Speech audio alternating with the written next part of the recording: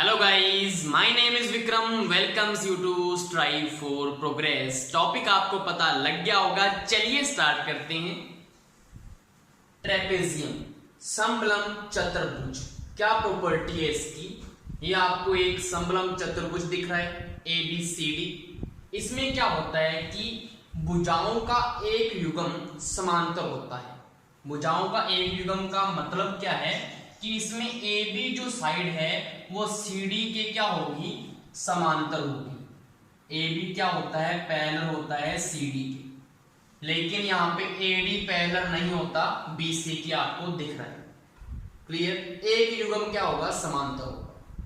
ये हमारी first property है, आपको यहाँ पे लिख लेनी है। दूसरी प्रॉपर्टी इसमें क्या होगी कि अगर हम AB या CD भुजा के समांतर एक रेखाखंड खींचें, अगर AB या CD भुजा के समांतर हम एक रेखाखंड खींचें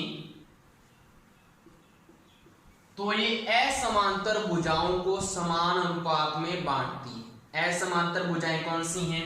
AD और BC। इनको क्या करेगी, ये समान अनुपात में बांटती है। तो मैं यहां पे क्या लिख दूं कि जो AE होगा, AE अपॉन DE इक्वल होगा BF अपॉन CF। दूसरी प्रॉपर्टी ये है इसकी। तीसरी प्रॉपर्टी इसकी क्या है कि अगर असमांतर भुजाओं के मध्य बिंदुओं, आप मान लो कि ये हमारा क्या है, मध्य बिंदु है।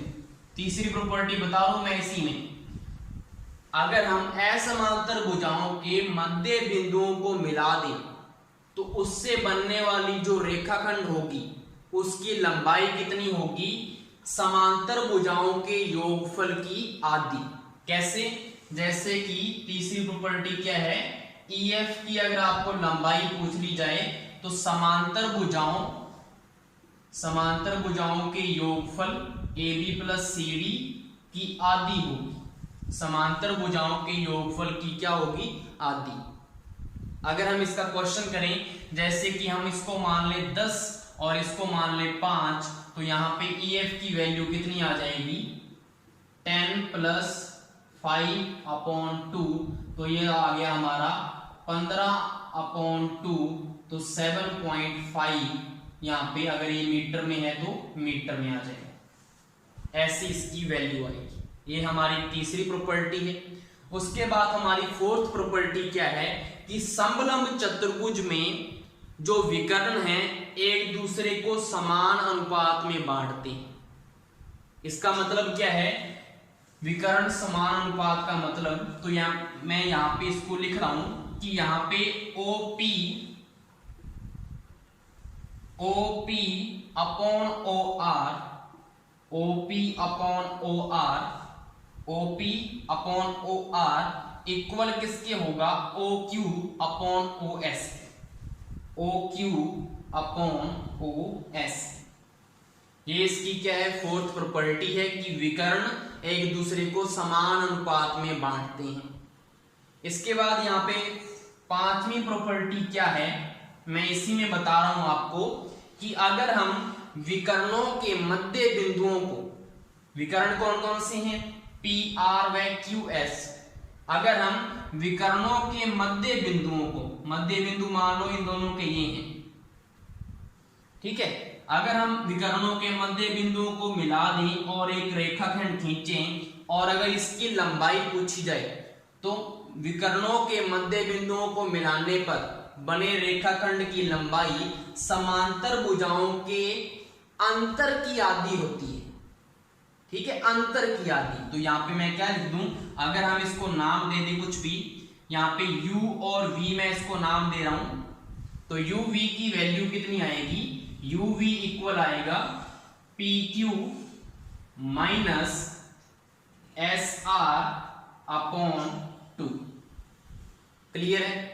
वहां पे हमारा क्या था, योगफल था, यहाँ पे है अंतर। वहां पे हमने असमांतर भुजाओं के मध्य बिंदुओं को मिलाया था, यहाँ पे हम विकर्णों के मध्य बिंदुओं को मिला रहे हैं।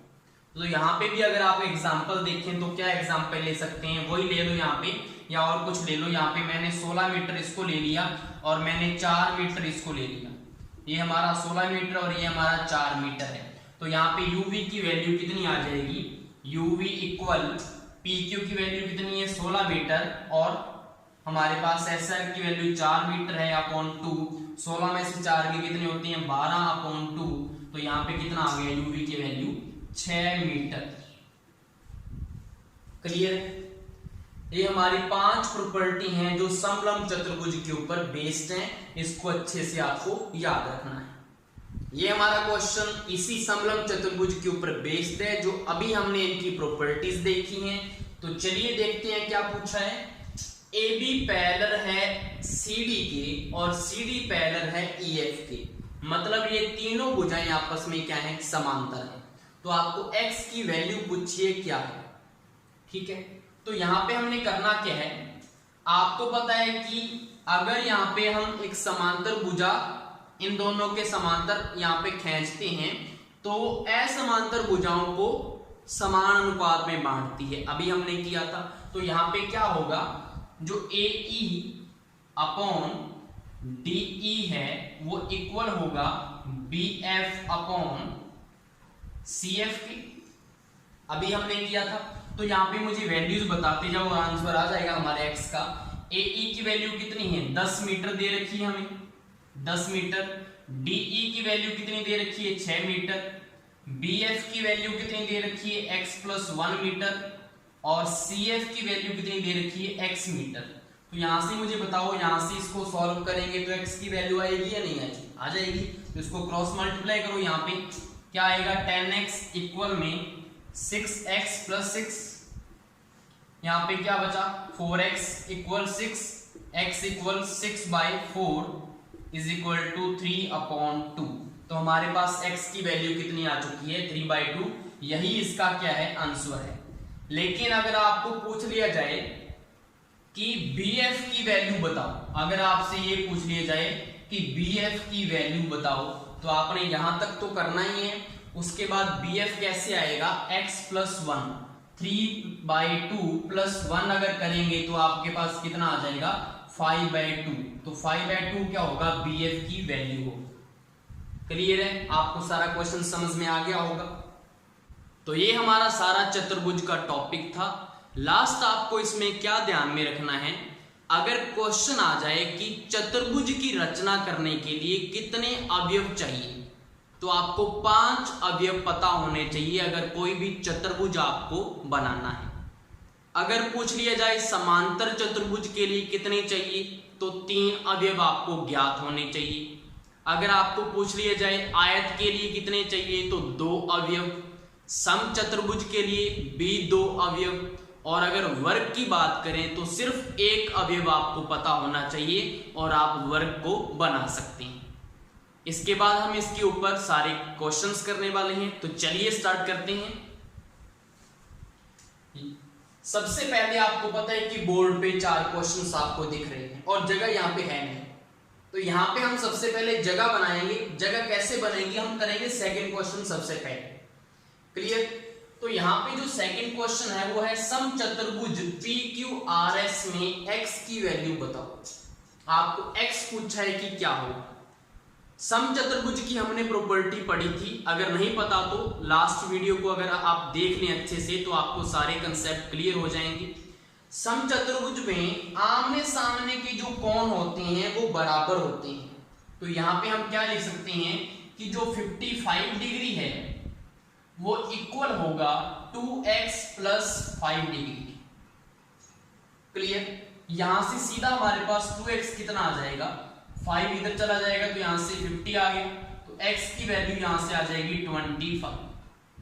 ये हमारा क्या है आंसर है। अगर किसी को प्रॉपर्टी नहीं पता तो वो इसको देखता रहेगा कि x निकाले कैसे। कितना सिंपल आंसर था ना इसका, अगर प्रॉपर्टी पता हो तो यहाँ पे हमारे पास जगह बन चुकी है क्योंकि सेकंड क्वेश्चन बिल्कुल ही सिंपल था और यहाँ से इसने इतनी हमारे लिए जगह बना दी क्योंकि इसको भी पता है कि हमारे पास स्मार्ट बोर्ड जो है वो नहीं है। ठीक है, तो हमारा जो है फर्स्ट क्वेश्चन, अब हम फर्स्ट क्वेश्चन को करने वाले हैं। यदि किसी समांतर चतुर्भुज के दो आसन कोण 5x - 5 डिग्री और 10x + 35 डिग्री हो तो इन कोणों का अनुपात क्या होगा। तो सबसे पहले कोण निकाल लेंगे, फिर उनका अनुपात निकालेंगे। तो आपको कंडीशन पता होनी चाहिए कि कोई भी अगर चतुर्भुज है, समांतर चतुर्भुज की हम बात कर रहे हैं, तो समांतर चतुर्भुज में आसन कोणों का जो योग है वो कितना होता है, 180 डिग्री। आपको याद आ गया होगा, प्रॉपर्टी हमने पढ़ी थी। तो यहाँ पे ये वाली प्रॉपर्टी लगनी है इसमें कि जो आसन कोण होंगे उनका योग क्या होता है, 180 डिग्री होता है। तो 5x - 5 plus 10x plus 35 degree वो इक्वल किसके होगा, 180 डिग्री की, क्योंकि आसन कोण है और समांतर चतुर्भुज की हम बात कर रहे हैं। तो यहाँ पे देखो कितना आ गया, x की वैल्यू पहले फाइंड कर लें। 10x और 5x कितना हो गया, यहाँ पे 15x is equal to 180 minus में यहाँ पे कितना हो जाएगा, 35 प्लस का -5 का 30 हो गया। तो यहाँ पे 30 माइनस का हो गया। तो यहाँ से 15x इज इक्वल टू कितना आ जाएगा, यहाँ से 150 आ जाएगा और x की वैल्यू यहाँ से कितनी आ जाएगी, 10। यहाँ से हमारे पास x की वैल्यू कितनी आ चुकी है, 10 आ चुकी है। अब आपको पहले तो ये कोण निकालने पड़ेंगे कि कोण कितने हैं। 5x - 5 डिग्री किसकी इक्वल होगा, मुझे बताओ। x की वैल्यू यहाँ पे 10 रखो, 10 × 5 = 50, 50 - 5 कितने होते हैं, 45। तो एक एंगल तो हमारा कितना आ गया, 45 डिग्री। एक कोण तो 45 डिग्री आ गया, 45 आ गया। दूसरा कोण कितना आएगा, 10 दाया 100 प्लस 35, तो कितना आ गया, 135 डिग्री। दूसरा कोण हमारा कितना आ गया, 135 डिग्री आ गया। अब उसने क्या पूछा है, इन कोणों का अनुपात पूछा है। तो अनुपात के लिए हम क्या करेंगे, 45/135। क्लियर है। अगर आपको ये सीधा काटना आता है तो अच्छी बात है, नहीं तो ये किस पे जाएगा। देखो यहाँ पे सीधा सा बात है, अगर आपको 45 3 पता हो, 45 को अगर आप 3 से मल्टीप्लाई करोगे तो 135 ही आएगा। 3 × 5 = 15, 5 1 3 × 4 12 और 1 13, तो 135 आया। तो 45 1 और 45 3। तो यहां से क्या आएगा, 1:3 या 1:3 इसका क्या आ जाएगा, आंसर आ जाएगा। क्लियर है आपको। सिंपल सा हमारा क्वेश्चन था। आपको पता हो बस समांतर चतुर्भुज में आसन कोणों का जो योग होता है वो 180 डिग्री होता है। ये आपको पता हो तो आपका क्वेश्चन सेकेंडों में आपका हल हो जाएगा। क्लियर है। इसके बाद हम करेंगे यहाँ पे थर्ड क्वेश्चन, जो कि हम ऊपर करने वाले हैं। इसका आंसर, किसी चतुर्भुज, ये हमारा साथ में ही मिट गया, कोई बात नहीं है। किसी चतुर्भुज ABCD में angle C 70 degree, angle D 140 degree है। यदि A तथा B की अंत्य कोण समद्विभाजक बिंदु O पर मिलते हैं तो एंगल AOB कितना होगा। यार कुछ समझ में आया? समझ में तभी आएगा जब इसका डायग्राम हम बनाएंगे। तो डायग्राम बनाओ। सबसे पहले तो हमने क्या बनाना है, कोई चतुर्भुज बनाना है। तो चतुर्भुज हमने ये बना लिया। ठीक है, हमारे पास ये क्या है, हमारा चतुर्भुज है ABC और D। क्लियर। किसी चतुर्भुज ABCD में एंगल C कितना है, 70 डिग्री है। ये एंगल है 70 degree. Angle D 140, angle D जो है वो 140 डिग्री है। यदि एंगल A तथा B के अंत्य कोण समद्विभाजक, अंत्य कोण का मतलब क्या है कि जितना यहाँ पे एंगल होगा उसका आधा, ऐसे जितना यहाँ पे एंगल होगा उसका आधा, अंत्य कोण समद्विभाजक बिंदु O पर मिलते हैं। तो बिंदु ये कौन सा हो गया, O हो गया। तो AOB बताओ। तो एंगल AOB, आपको ये वाला एंगल बताना है कि कितना होगा। तो पता लग गया ना डायग्राम से। तो इसके लिए डायरेक्ट फॉर्मूला आपको पता होना चाहिए। अगर आपके पास ऐसा क्वेश्चन आ जाए अंत्य कोण समद्विभाजक वाला, तो एंगल AOB अगर दिया है तो इसकी वैल्यू कैसे आएगी, आपने simply angle C plus angle D by 2 करना है और आपका यहाँ पे आंसर आ जाएगा। तो यहाँ पे एंगल कितना आएगा मुझे बताओ। एंगल AOB, एंगल C की वैल्यू कितनी है, 70 प्लस एंगल डी कितना है 140 अपॉन 2, कितना आ गया ये 210 डिग्री। 210 अपॉन 2 कितना आएगा 105। तो यहाँ पे ये वाला एंगल कितना आ जाएगा 105 डिग्री, इसका क्या आ जाएगा आंसर आ जाएगा। 2 एकम 2, 2 5 10, ये तो पता लग गया ना। तो यहाँ पे एंगल ए होगी, तो आपको डायरेक्ट फॉर्मूला ये वाला अप्लाई करना है और इसका आंसर आ जाएगा। अगर ऐसा क्वेश्चन आ जाए, चतुर्भुज दिया हो, 2 एंगल दिए हो आपको ऊपर वाले, और इसमें अंत्यकोण समद्विभाजक बिंदुओं पर मिलता हो, ऐसा कुछ स्टेटमेंट हो, तो वहां पे डायरेक्ट फॉर्मूला यूज करना है angle C plus angle D by 2, ये आंसर आ जाएगा।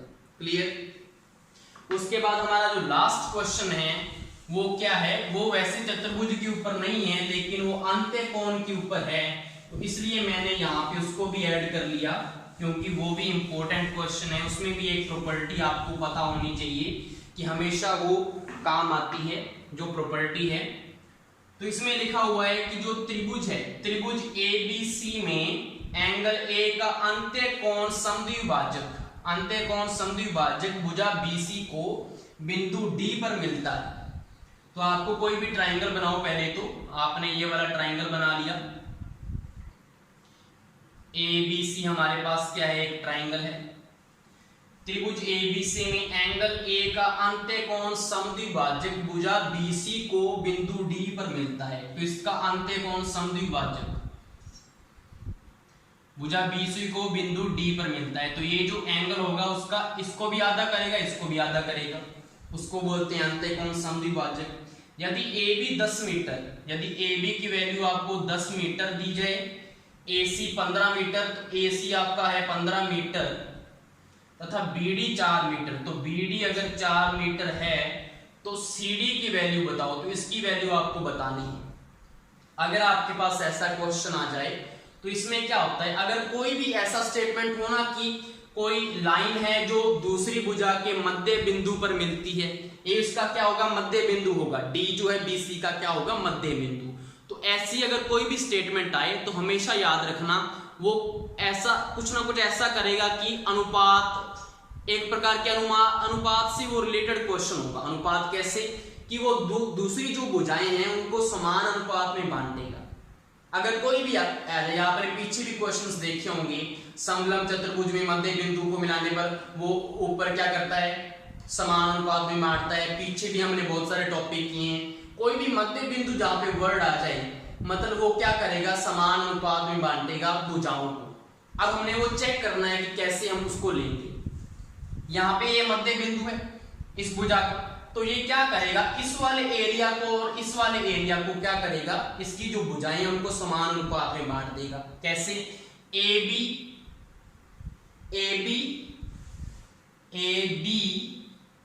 अपॉन BD किसके इक्वल होगा, AC अपॉन CD। तो ये हमारा अनुपात वाली चीज आ गई ना। तो मैंने वही बोला है, जब भी ऐसा स्टेटमेंट आ जाए, कोई रेखाखंड है उसके अंत्यकोण समद्विभाजक से निकला है, दूसरी भुजा के मध्य बिंदु पर मिलता है जाके वो, तो कुछ ना कुछ पूछ लिया जाए, भुजा की वैल्यू पूछ ली जाए, तो हमेशा उसमें कोई अनुपात वाली चीज होगी, आपको बस वो उठानी है कि कहां से लगेगा वो। ठीक है, तो अनुपात आपको सेम लगाना आना चाहिए कि हमने ये देखो पहले ऊपर वाली ली फिर ये ली, यहाँ पे ऊपर वाली ली फिर ये ली, तो ये आपको आना चाहिए करना। क्लियर। तो यहाँ पे देखो AB की वैल्यू कितनी है, AB हमारा है 10 मीटर, BD कितना है हमारा 4 मीटर है, AC हमारा कितना है 15 मीटर और CD हमें पता नहीं जो कि फाइंड करना है। तो सिंपली यहाँ पे CD की वैल्यू बता दो क्या आएगी, यहाँ पे 15 इंटू 4, CD ऊपर चला गया 4 ऊपर और 10 नीचे आ जाएगा।